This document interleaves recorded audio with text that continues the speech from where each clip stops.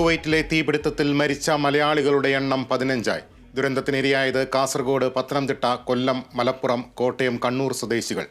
മരിച്ച 50 പേരിൽ 43 പേരും ഇന്ത്യക്കാരെന്ന് വിദേശകാര്യ മന്ത്രാലയം.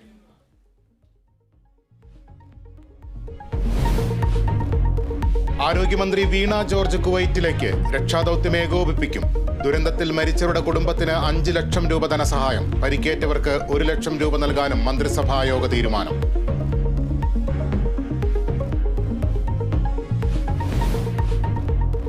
നീറ്റ് പരീക്ഷാ ക്രമക്കേടിൽ സുപ്രീം കോടതി ഇടപെടൽ. ഗ്രേസ് മാർക്ക് ലഭിച്ചവർക്ക് റീടെസ്റ്റ് നടത്താൻ ഉത്തരവ്.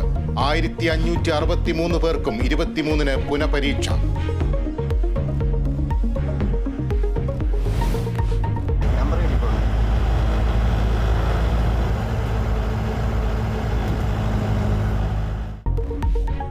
മൂന്നാറിൽ വീണ്ടും കാറിൽ അഭ്യാസ പ്രകടനം. അപകടയാത്ര മൂന്നാർ ഗ്യാപ്പ് റോഡിൽ.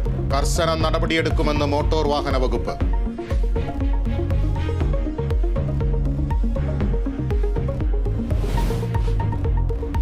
കൊച്ചിയിൽ 2 വാഹനാപകടങ്ങളിലായി 3 മരണം. വൈറ്റിലിയിൽ സ്കൂട്ടറിൽ കാറിടിച്ച് അച്ഛനും മകനും മരിച്ചു.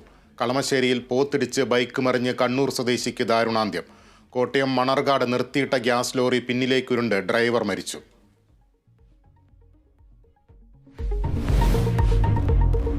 ആശങ്ക ഒഴിയാതെ കോഴിക്കോട് ഗോദീശ്വരം തീരം. കടലാക്രമണ ഭീഷണിയിൽ തീരദേശവാസികൾ. കടൽഭിത്തി നിർമ്മാണം വൈകുന്നതിൽ ആശങ്ക. ജലവിഭവ വകുപ്പിന്റെ പദ്ധതിക്ക് ഫണ്ട് അനുവദിക്കുന്നില്ലെന്ന ആക്ഷേപം.